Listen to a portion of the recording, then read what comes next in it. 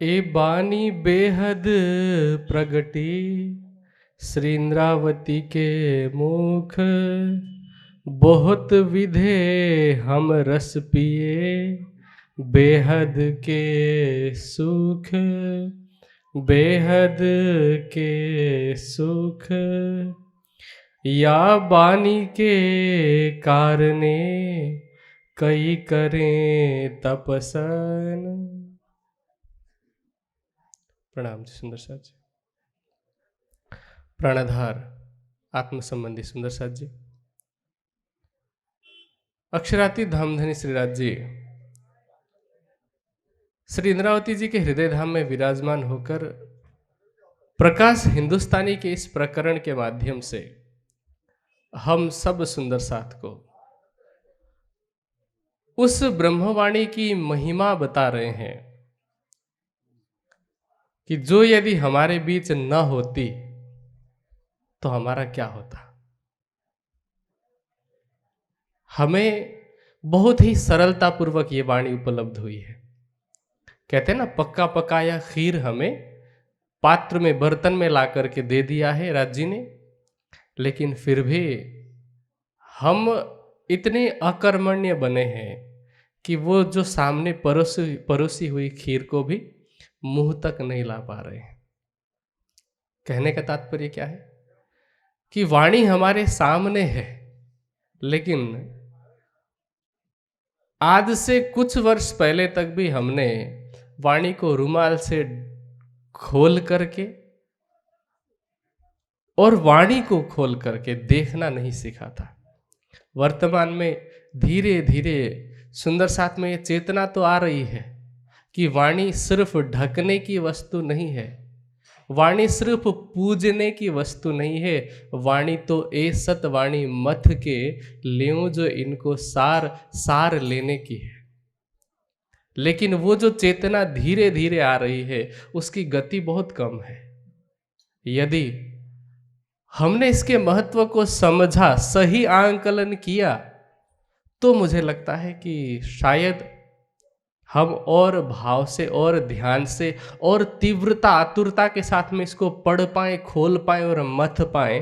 अन्यथा क्या होगा कि जैसे कोई सामान्य सी वस्तु आपके पर्स में हो तो आप क्या करेंगे कि चलो है पड़ी हुई है, लेकिन अगर कोई आकर के अचानक कहे कि तुम्हारे पर्स में जो एक सामान्य सी चमकीली पत्थर थी ना, वो तो हीरा नहीं, हीरे से भी जो महंगा होता है ना, लाल जिसको कहते हैं या माणिक जिसको कहते हैं, ये तो वो पदार्थ है। आप क्या करेंगे, तुरंत पर्स खोल के ढूंढेंगे कि है कि नहीं, पहले चेक करें कि सामान्य समझ करके लापरवाही करके मैंने इधर उधर तो नहीं फेंक दिया। तो पहले चेक करेंगे और उसके बाद उसको और संभालेंगे और फिर प्रसन्न होंगे कि मेरे पास कितनी बड़ी दौलत है। आज हमने वाणी की कीमत को सही ढंग से आंकलन नहीं किया। अब महामती जी के माध्यम से ये वाणी का प्रकरण हमें महिमा बता रहा है कि इसको पाने के लिए लगातार 5-6 चौपाइयां हैं, जिसका मैं भाव सरल रूप में बता देता हूं, फिर आगे मूल विषय में आते हैं। कहते हैं, या वाणी के कारणे कई करे तपसन, इस वाणी को प्राप्त करने के लिए। यहाँ वाणी का भाव क्या है, ब्रह्म ज्ञान को प्राप्त करने के लिए। क्योंकि जिन्होंने तपस्या की उनको नहीं पता था कि तपस्या करूँगा या तपस्या करूँगी तो ब्रह्म ज्ञान मिलेगा, ऐसा नहीं। हाँ, उन्हें परम तत्व की खोज थी, परम तत्व को पाने की, जानने की इच्छा थी, तो उन्होंने तपस्या की। ये वाणी तो नहीं थी उनके पास। आगे कहते हैं, या वाणी के कारणे कई पीवे अगिन। अग्नि पीने का तात्पर्य क्या है? आज हम यहां बैठे हैं, वैसे तो बाहर धूप है, ऊपर पंडाल है, उसके नीचे बैठने में भी हमें तकलीफ होती है। और ऐसे में ज्ञान से रहित होने पर भक्ति की इच्छा तो है किसी के मन में, लेकिन उसको पता नहीं है कि करना कैसे है। परिश्रम करना है ये पता है, तप करना है ये पता है, लेकिन कैसे करना है वो पता नहीं है। तो कई ऐसे साधु भी आपको दिखेंगे नदी के किनारे, मई जून की गर्मी में, तपती दोपहरी में रेती में बैठते हैं। अब रेती कितना गर्म होता है उस समय, और चारों तरफ आग जलाते हैं।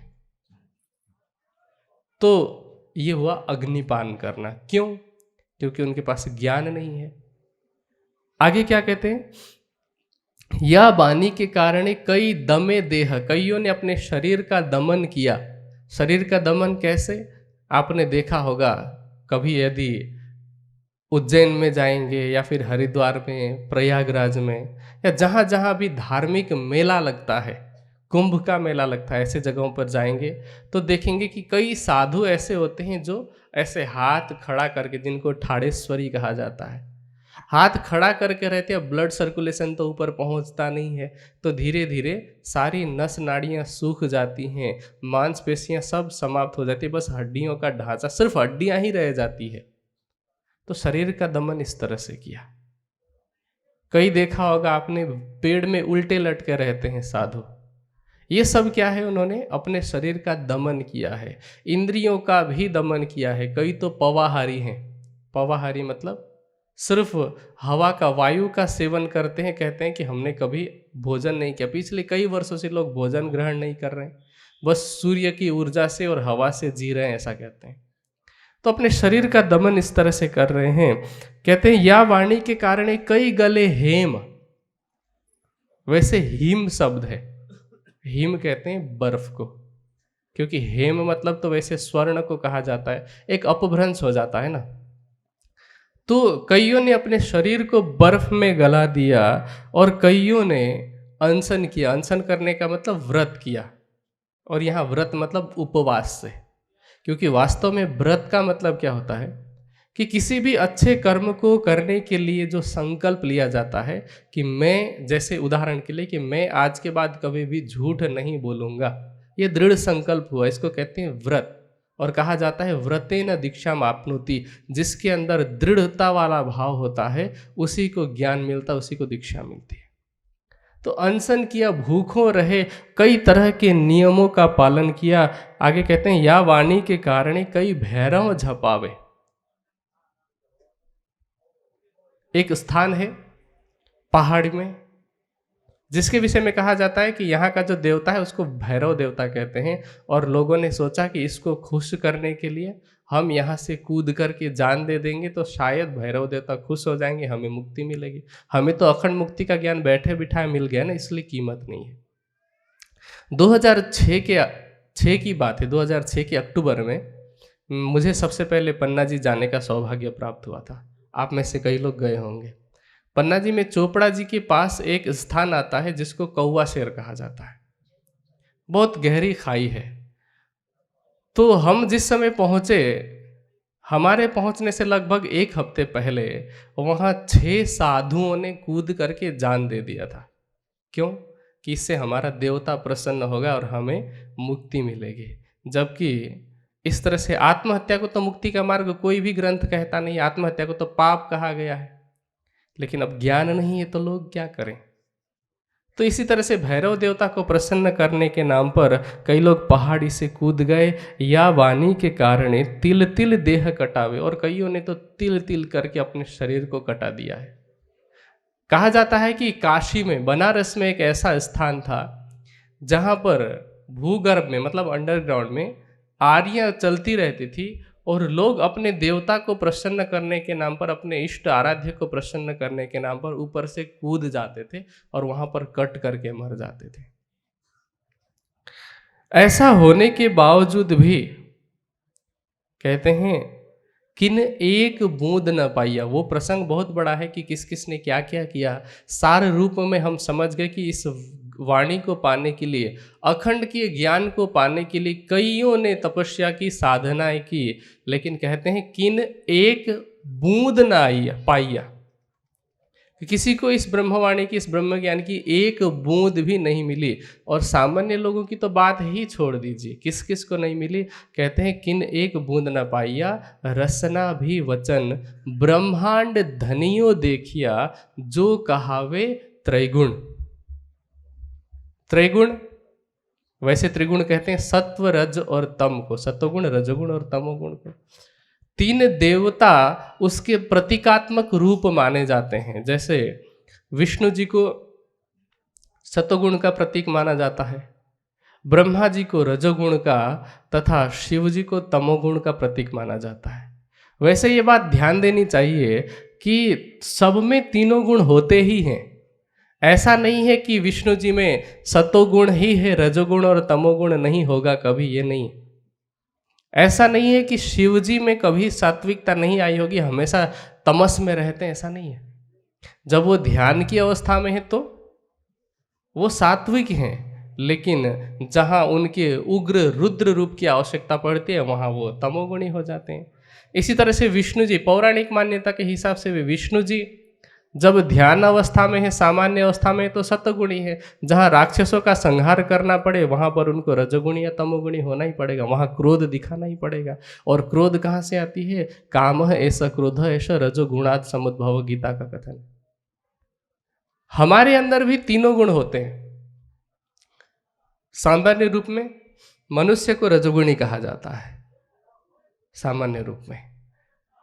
अच्छा, जब हमारे अंदर भोजन के कारण, अत्यधिक निद्रा के कारण, आलस्य प्रमाद के कारण तमोगुण और तमोगुण के कारण आलस्य प्रमाद, दोनों एक दूसरे के पूरक होते, जब बनते चले जाते हैं तो किसी समय में जाकर के मनुष्य ही तामसी हो जाता है, तब वह राक्षस बनता है। जब भोजन, आहार विहार, साधना, तप, भक्ति के कारण उसके अंदर सात्विकता का विकास होता जाता है तो वो सतोगुणी बनता है, उसे देवता कहा जाता है। और वहीं जब सामान्य अवस्था में रहता है तो वही मनुष्य है। रावण, कंस इत्यादि अलग प्रजाति के नहीं थे कि किसी के बड़े बड़े सींग हैं जो टीवी में दिखाया जाता है, ऐसा नहीं है। केवल उनकी प्रवृत्ति राक्षसी थी। जैसे रावण के विषय में कहा जाए तो रावण कौन था? ऋषि की संतान थी ना, विश्रवा ऋषि का पुत्र था, पुलत्स्य ऋषि का नाती था। तो है वो मनुष्य ही, लेकिन कर्म उसके कैसे हैं? तामसी, इसलिए उसको राक्षस कहा गया। तो यहां पर जो त्रिगुण कहा गया है वो ब्रह्मा विष्णु महेश हैं। तीनों में एक एक गुण की प्रधानता है, बाकी दोनों गुण गौण हो जाते हैं। तो उन्होंने भी खोज किया, ब्रह्म ज्ञान को पाने की कोशिश की, लेकिन नहीं जान पाए। हाँ, राज्य के हुक्म के द्वारा उन्होंने पुराण संहिता, माहेश्वर तंत्र और इससे भी पहले वेद इत्यादि में, भागवत में, अनेक पुराणों में संकेत रूप में लिखवा दिया। आप पुराण संहिता को देखेंगे तो वहां पे इश्क शब्द का ऐसा वर्णन है, उसको पढ़ करके लगेगा कि नहीं, शायद हम वाणी ही पढ़ रहे हैं। माहेश्वर तंत्र में आप देखेंगे तो ऐसा लगेगा कि हाँ, ये तो इसमें तो वाणी वितक का ज्ञान है, ऐसा लगेगा।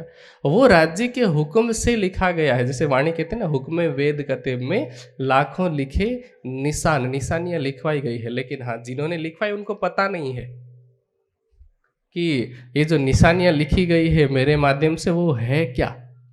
इसीलिए तो शिव जी 60-60 हजार दिव्य वर्षों की समाधि लगाते हैं, तो उनको सिर्फ इशारा मिलता है कि जिसका आप ध्यान कर रहे हैं, जिसकी आप भक्ति कर रहे हैं, वो भविष्य में 28वें कलयुग में आने वाले हैं, 7वें मनवंतर के 28वें कलयुग में।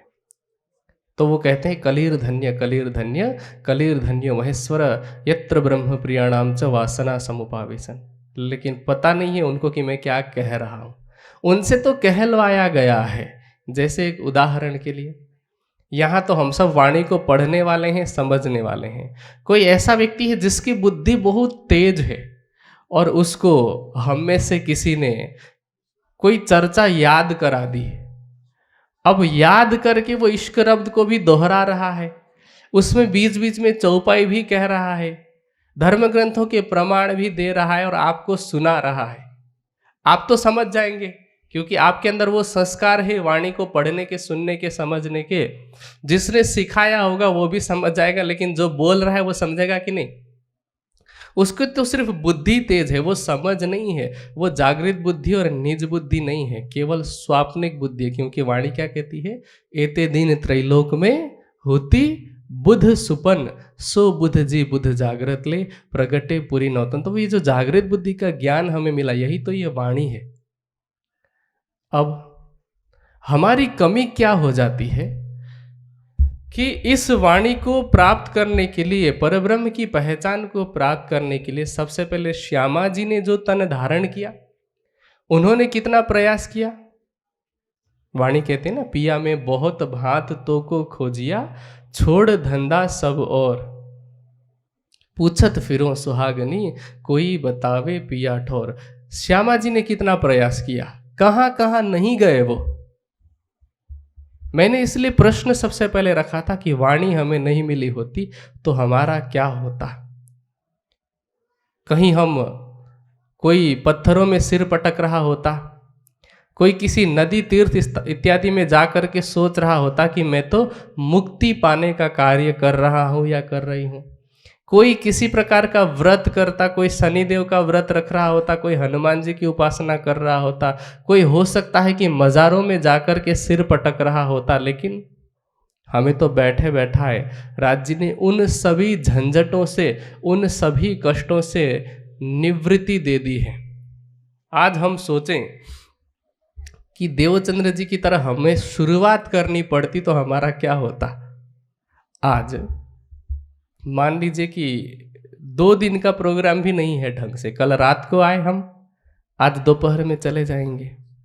हमसे तो इतना भी नहीं हो पाता है कि 6 घंटे, एक दिन में 3 घंटे निकालने होते हैं, तो दिन में 3 घंटे भी हम ढंग से राज्य के लिए नहीं निकाल पाते। पहचान होने के बाद, वाणी बीतक पढ़ने के बाद सोचिए कि ज्ञान ही नहीं मिला होता तो हमारा क्या होता। हमारा जीव पुनरपि जननम पुनरपि मरणम, इसी चक्कर में फंसा रहता, इसी चक्र में घुमा रहता। अखंड मुक्ति का तो उसको पता ही नहीं होता, मिलना तो दूर, उसको पता भी नहीं होता कि अखंड मुक्ति नाम की कोई वस्तु होती भी है कि नहीं। क्योंकि वाणी को एक तरफ रख दीजिए, बीतक को एक तरफ रख दीजिए, तो निजानंद दर्शन के अलावा और कोई है जो दुनिया में अखंड मुक्ति की बात करता है। 4 तरह की मुक्ति की बात करते हैं, सालोक्य, सामीप्य, सारूप्य और सायुज्य। वरना दुनिया में, जैसे उदाहरण के लिए पौराणिक ग्रंथों का कथन है कि विष्णु जी के सभी अवतारों में श्री कृष्ण जी का अवतार सबसे प्रिय है, सबसे महान है।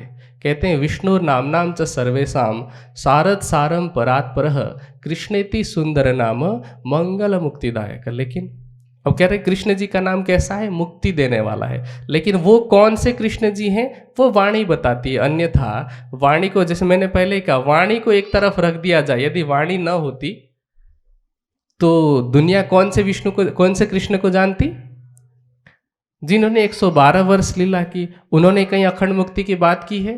वो तो साफ कहते हैं कि जातस्य ही ध्रुवो मृत्यु ध्रुवम जन्म मृतस्य च। कहते हैं हे अर्जुन, जिसने जन्म लिया है उसका मरना निश्चित है, और जो मरता है उसका दोबारा जन्म लेना निश्चित है। कृष्ण जी खुद कहते हैं कि तेरे और मेरे तो अनेक जन्म हो चुके हैं, तो वो अखंड मुक्ति की बात कहाँ से करते।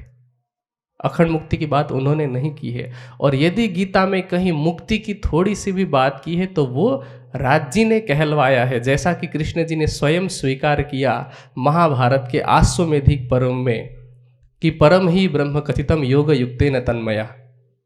लेकिन इसके अलावा कहीं भी उन्होंने अखंड मुक्ति की तो बात ही नहीं की है।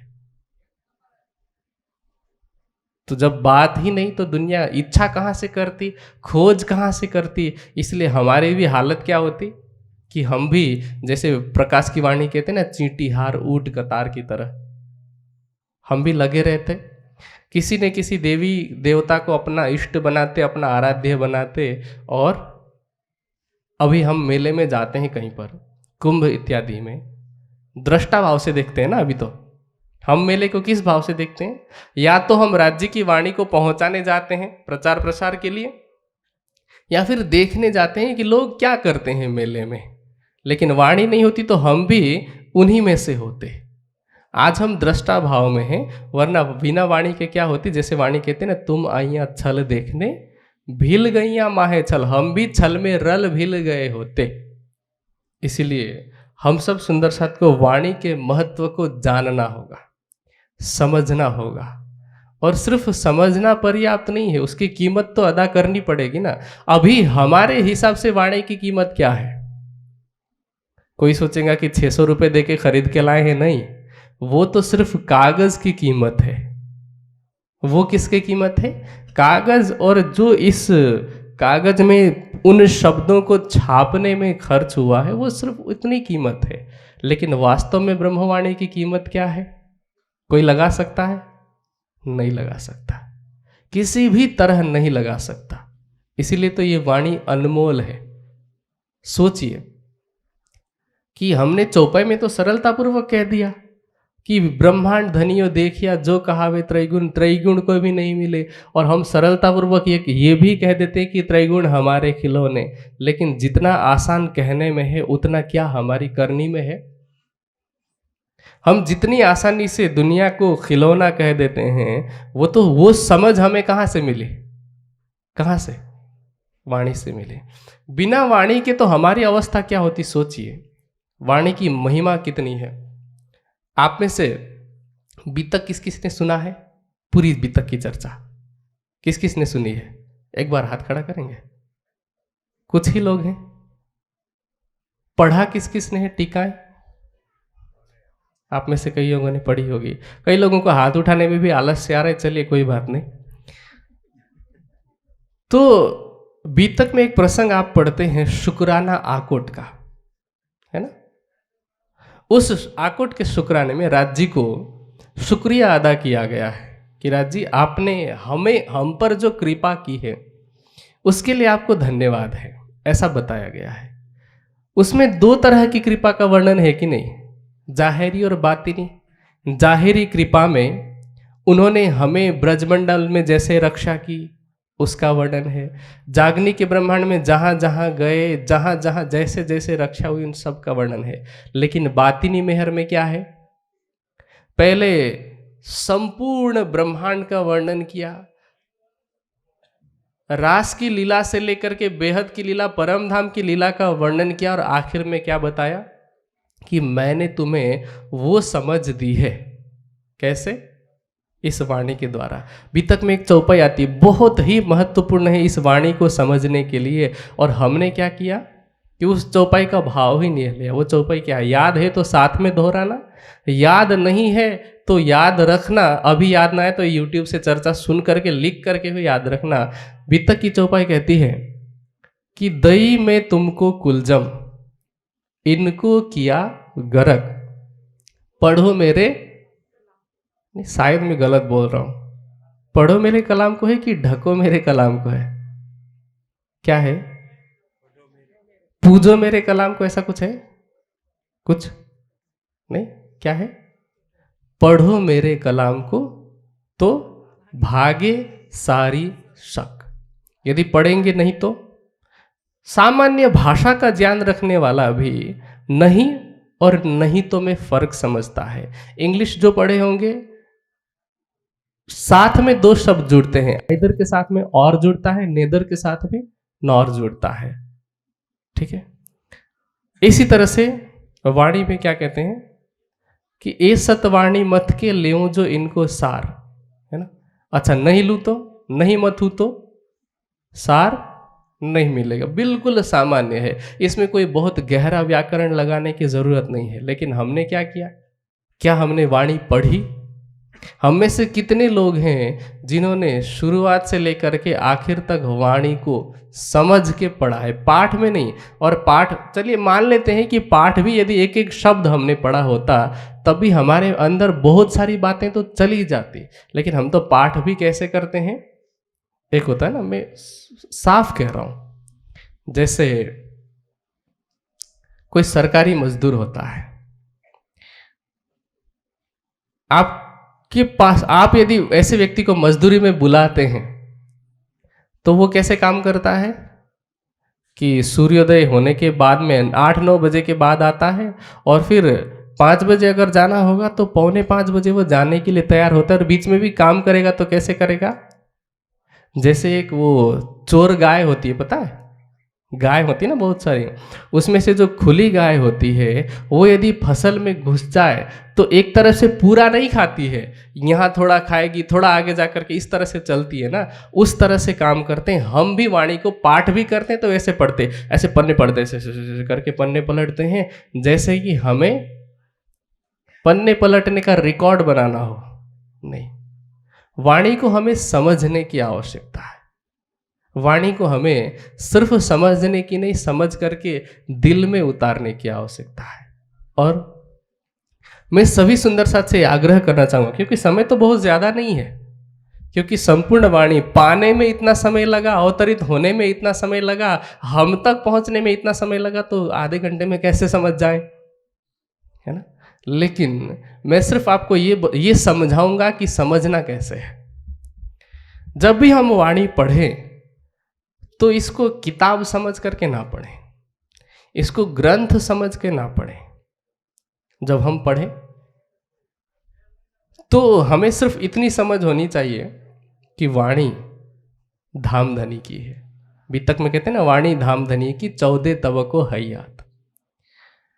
तो धामधनी की वाणी समझ करके, अब वाणी के ज्ञान में स्तर अलग अलग है, समझाना हमें है, जगाना हमें है, लेकिन स्तर अलग अलग है। कहीं पर तो जीव को प्रबोधित किया है विशेष रूप से, ऐसा नहीं कि पूरी की पूरी वाणी वैसी है। आप रास पढ़ेंगे, प्रकाश पढ़ेंगे, कलश पढ़ेंगे, या बहुत सारे किरंतन के प्रकरण पढ़ेंगे तो वहां जीव को जगाने की वाणी है।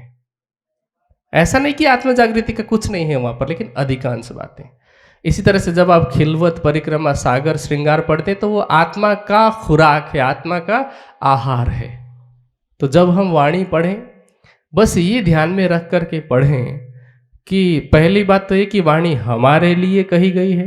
सागर श्रृंगार की वाणी पढ़ें, खिलवत की वाणी पढ़ें तो ऐसे पढ़ें जैसे कि राज जी हमसे बात कर रहे हैं और हम राज जी से बात कर रहे हैं। जैसे हम राज जी से कैसे बात करें, जैसे श्यामा जी ने कहा ना, पिया में बहुत भांत तो को खोजिया, हम भी तो खोज रहे हैं राज जी को, अब तक तो मिले नहीं है ना, मिले होते तो यहाँ क्यों बैठ रहे होते हम सब।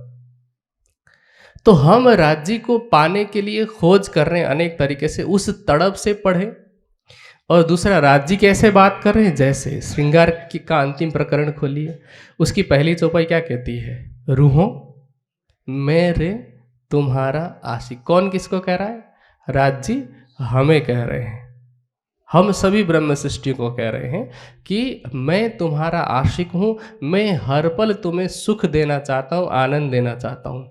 फिर हमें ये नहीं देखना है कि ये ललिता सखी कह रही है, कि ये मिहिर राज कह रहे हैं, कि ये जसिया सखी कह रहे हैं, कि छत्रसाल जी कह रहे हैं। नहीं, राज जी कह रहे हैं। शोभा अलग अलग ब्रह्मात्मा को दी है, ये भी बुद्धि हमारी कह रही है, उतना भी नहीं कहना। सिर्फ राज जी और हमारे बीच की बात है।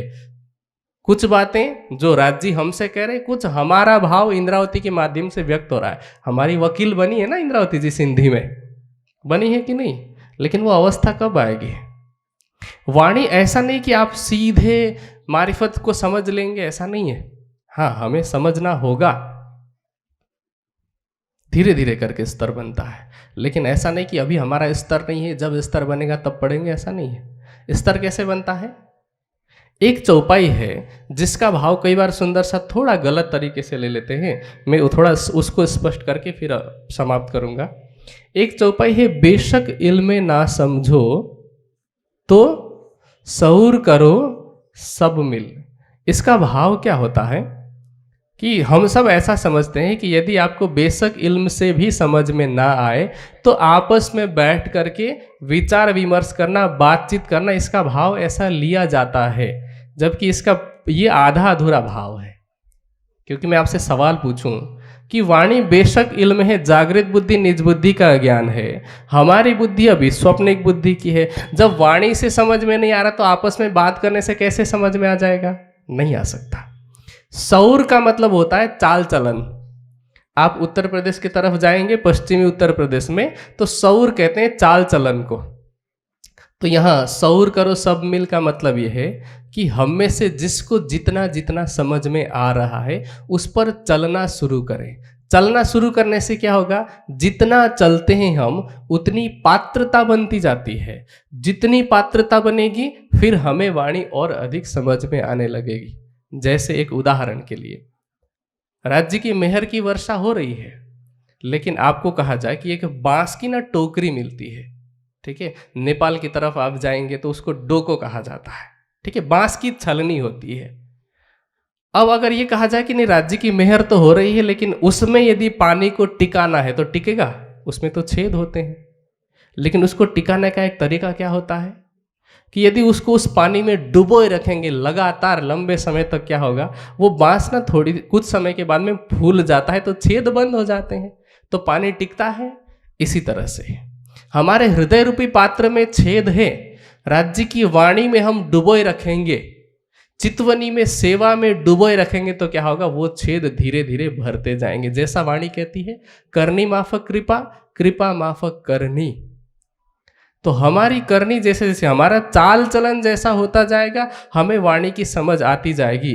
तो जैसे मैं जितने भी सुंदर साथ मुझसे मिलते हैं, सुंदर साथ की मैं बात कर रहा हूँ, जो नया व्यक्ति जुड़ा है उसकी मैं बात नहीं कर रहा, जो सुंदर साथ पुश्तैनी प्रणामी है या फिर जो 15-20 साल से या 5-7 साल से भी वाणी को पढ़ रहे हैं, चर्चा सुन रहे हैं, राज्य की बातें समझ में आती है, वो सुंदर साथ यदि मुझसे पूछता है कि मुझे वाणी पढ़नी है, कहाँ से शुरुआत करो, मेरा व्यक्तिगत विचार है। ऐसा नहीं कि वाणी में कहीं लिखा है कि तुम यहाँ से शुरू करो, लेकिन मेरा ऐसा मानना है कि खिलवत की वाणी से मैं शुरू करने की सलाह देता हूँ। क्योंकि खिलवत की वाणी में सबसे पहले मैं खुदी को मारा गया है। जैसे ही मैं खुदी मरी, काम हमारा आसान हो गया है ना, आसान हो जाता है ना। जो कोई मारे इन दुश्मन को, करे सब दुनिया को आसान। मैं खुदी के दुश्मन को मार दिया, अहंकार को, तो दुनिया के लिए आसान हो जाता है। तो वाणी को हम पढ़ना शुरू करें। आपकी सुविधा के अनुसार आप रात से भी शुरू कर सकते हैं, कीर्तन से भी शुरू कर सकते हैं। मुझे अच्छा लगता है कि मैं खिलवत से शुरू करूँ, दूसरों को भी मैं ये राय देता हूँ। आपको अच्छी लगे तो आप मान लेना, लेकिन कहीं ना कहीं से तो शुरुआत तो करनी पड़ेगी ना। आज हमारे समाज में क्या हुआ है, इस बात को बहुत ध्यान से सुनने की और समझने की जरूरत है। हम कई बार प्रचार प्रसार के लिए जाते हैं, सुंदर साथ को वाणी पढ़ने के लिए प्रेरित करने का प्रयास करते हैं, तो सुंदर साथ कहते नहीं नहीं, वाणी तो समझी नहीं जा सकती, वाणी तो बहुत मुश्किल है, वाणी की बात नहीं करनी चाहिए, अभी सुंदर साथ का वो स्तर नहीं है, ऐसा कहते हैं। अच्छा, जब बात शुरू ही नहीं करेंगे तो स्तर कब बनेगा, कहाँ से बनेगा, कैसे बनेगा? शुरुआत तो करनी पड़ेगी ना। कहते हैं घोड़े पे जो चढ़ने वाला होता है वही तो गिरता है, एक बार गिरता है फिर संभलता है। अगली बार क्या समझेगा कि अच्छा ऐसा करने से गिरता है तो ऐसा नहीं करना है, वो दूसरा तरीका आजमाएगा। वाणी भी उसी तरह से समझी जा सकती है। ऐसा नहीं है कि इसको बहुत बड़ा हवा बना दिया गया। दुनिया में इतने सारे धर्म ग्रंथ हैं। लोग सोचिए कि कोई सॉफ्टवेयर इंजीनियर है, ठीक है, कंप्यूटर में एक लैंग्वेज प्रयोग किया जाता है, उसको कहते हैं बाइनरी लैंग्वेज। बाइनरी लैंग्वेज में आप कुछ भी लिखें, बस कंप्यूटर दो ही चीज समझता है, 0 और 1। अच्छा, अपनी बात को सिर्फ 0 और 1 से समझाना आसान है? आसान है कि मुश्किल? आपके पास और कोई शब्द ही नहीं, सिर्फ 0 और 1 है।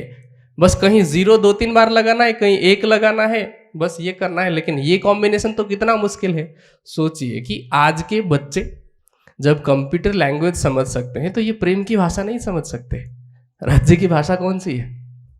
और एक तो प्रेम की भाषा प्रकट की है तो बिल्कुल सरल हिंदुस्तानी भाषा में, और उसके बाद भी क्या कहा, सबको सुगम जान के कहूंगी हिंदुस्तान। यदि इसको दुर्गम ही बनाना था राज्य को, यदि ये वाणी इतनी मुश्किल होती तो सुगम बनाया, ऐसा राज्य क्यों कहते? हम तो राज्य को झूठा साबित कर रहे हैं कि नहीं वाणी बहुत दुर्गम है। राज्य कह रहे सबको सुगम जान के कहूंगी हिंदुस्तान। तो दुर्गम किसने बनाया? हवा। एक हवा बना दिया गया कि वाणी समझी नहीं जा सकती। कारण क्या इसका?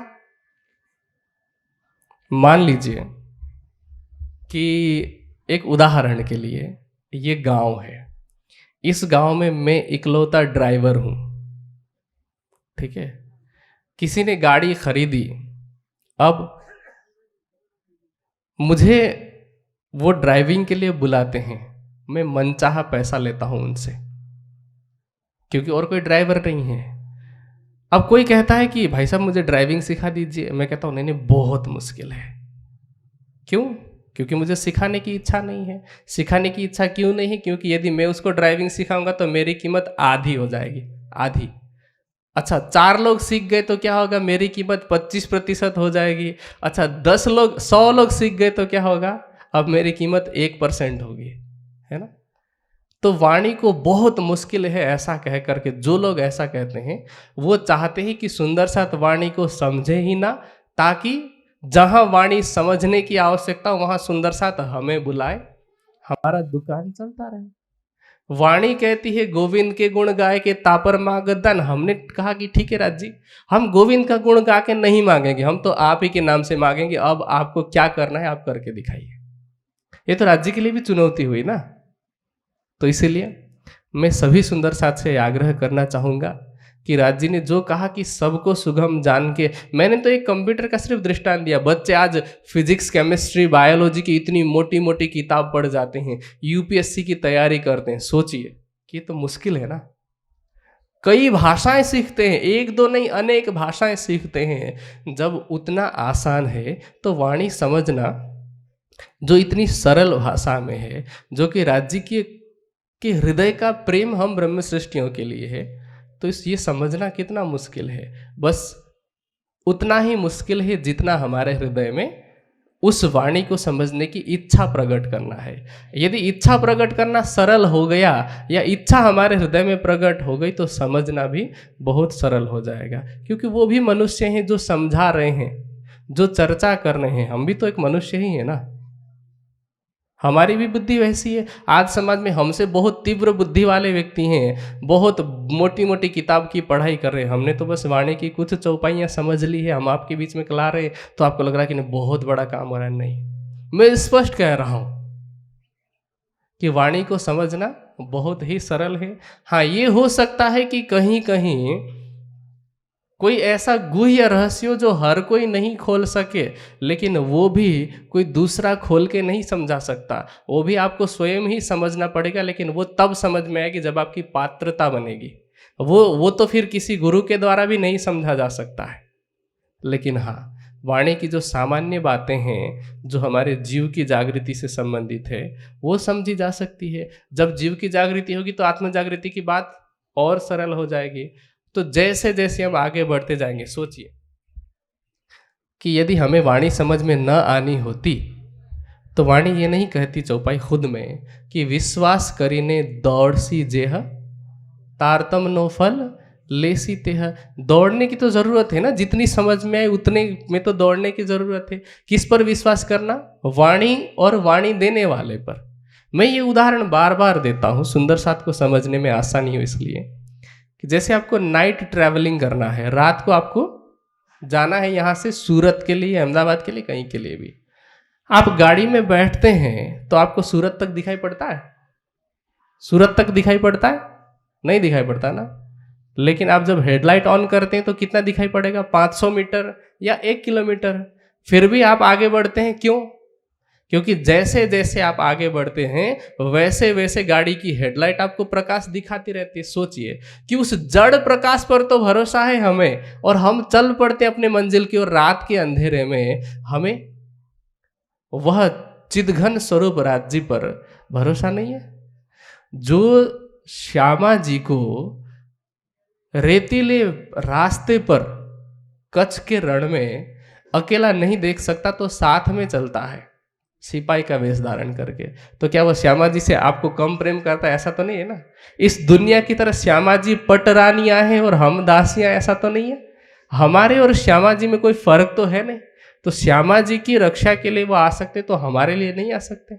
और यहाँ तो हमें रण में दौड़ने की भी जरूरत नहीं है, बस इस मायावी रण में इस वाणी का प्रकाश लेकर के आगे बढ़ने की आवश्यकता है। तो इसके लिए सुंदर साथ को ये जो हवा है हमारे अंदर की वाणी नहीं समझी जा सकती है, उसको दिल से निकालना होगा। वाणी को सिर्फ पूजा घर में रखने की सामग्री समझना बंद करना होगा। आप रुमाल में ढकिए, कोई बात नहीं, सेवा पूजा भी कीजिए, लेकिन दिन में एक बार के लिए तो निकालिए, कम से कम एक बार के लिए बातें तो कीजिए राज्य से। अभी हमारी अवस्था कैसी है, मैं आपको 2 दृष्टांत दूंगा, दोनों दृष्टांत को साथ में जोड़ करके समझना कि इससे पहले तो राज्य ने किसी और के माध्यम से कुछ कुछ संकेत में लिख करके बातें भेजी थी धर्म ग्रंथों के रूप में, उसको तो हम देख रहे थे। अच्छा, साक्षात राज जी वांग्मय स्वरूप में आए हैं कि नहीं? वाणी को हम क्या कहते हैं? आरती अंग चतुर्दश केरी, 5 स्वरूप मिले एक भैरी, रास चरण प्रकाश पिंडुरिया खटरी तो घुटन। कभी हमने चरण को देखा? कभी हमने देखा? अच्छा, मान लो कि आप पतिव्रता स्त्री हैं, आपका पति घर में आए और आप उसको कंबल से ढक दें, कंबल से ढक करके आप उसके सामने अगरबत्ती करें, भोजन नहीं दे रही हैं आप, आपने सामने फल काट करके रख दिया, 56 भोग ला करके रख दिया, लेकिन कह रहे नहीं कंबल से बाहर नहीं निकलना है आपको।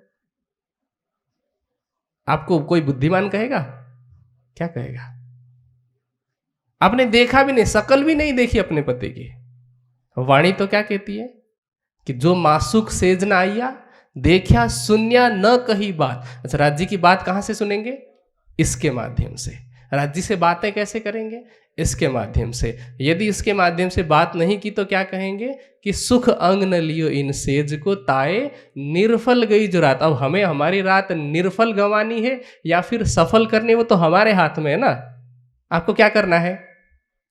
सफल रात चाहिए कि निर्फल? सफल चाहिए तो फिर राज्य से बातें करनी होगी, राज्य की बातें सुननी होगी। एक उदाहरण ये है। और दूसरा उदाहरण कि हम, जो लोग हमें ये कहते हैं कि वाणी हवा है, हर कोई नहीं समझ सकता, हमारे माध्यम से ही समझना होगा, उनकी बातें सुनते हैं, राज्य की बातें नहीं सुनते। राज्य ने जो कहा है उनकी बात नहीं सुनते, और जिनको हम मान लेते हैं कि इन्होंने हमारा संबंध राज्य से जोड़ा है, जैसे मान लो एक उदाहरण के लिए कि एक कोई ऐसे गुरु हैं जिनसे हमने तारतम ग्रहण किया है। यदि वो वाणी के विमुख बात करे, वाणी के विपरीत बात करे, तो हमें सुनना चाहिए कि नहीं सुनना चाहिए? सुनना चाहिए कि नहीं सुनना चाहिए? साफ कहना, बिना डरे। नहीं सुनना चाहिए, क्योंकि बीतक के एक प्रसंग में, लक्ष्मीदास जी वाला प्रसंग है ना सूरत का, उस प्रसंग में राज्य ने स्पष्ट कर दिया कि वाणी के खिलाफ तो मैं भी कहूं तो मेरी ना सुनो। हम तो किसी की भी सुन रहे हैं जो वाणी के विपरीत बात कर रहे हैं। तो हमारी अवस्था कैसी है कि जैसे एक जगह पे शादी हो रही है, और शादी में पंडित जी क्या करते हैं? पंडित क्या करते हैं? कुछ मंत्रों के द्वारा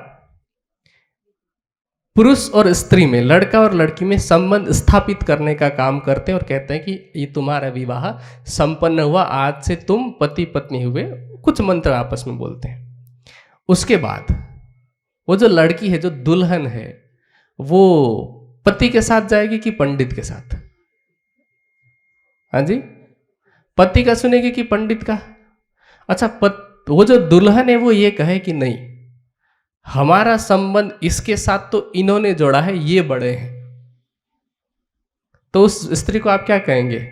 बुद्धिमती कहेंगे कि बेवकूफ कहेंगे? क्या कहेंगे? पतिव्रता स्त्री कहेंगे, क्योंकि पतिव्रता स्त्री किसके पास जाएगी? पति के पास। और जो पति को छोड़कर के पंडित के पीछे भागे, उसका क्या? तो वाणी का जो ज्ञान है, वाणी में तो राज्य है ना, हक बैठे इन इलम में तो दिल अर्श हुआ रूहन। जब राज्य बैठे, हम राज्य को छोड़ करके, हमारी आत्मा के पति को छोड़ करके, जिन गुरु ने संबंध जोड़ा है उनके पीछे यदि भागे, तो हम पतिव्रता स्त्री कहलाएंगे? बस इतनी बात यदि हम समझ गए तो आत्म जागृति के लिए आधा रास्ता हमारा तय हो गया, बाकी तो हमें आगे चल करके तय करना ही है।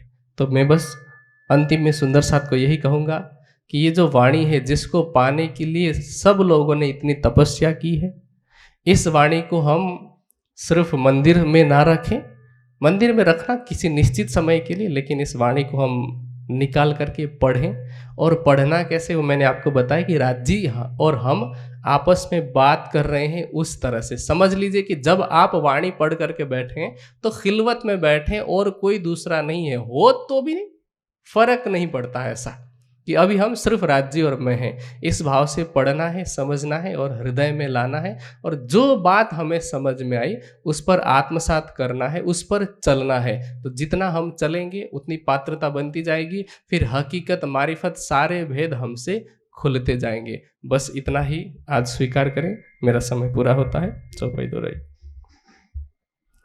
किन एक बूंद ना पाया, रसना भी वचन, ब्रह्मांड धनियो देखिया, जो कहावे त्रैगुण, जो कहावे त्रैगुण। बोलो श्री प्राणनाथ प्यारे की, सद्गुरु महाराज की प्रणाम।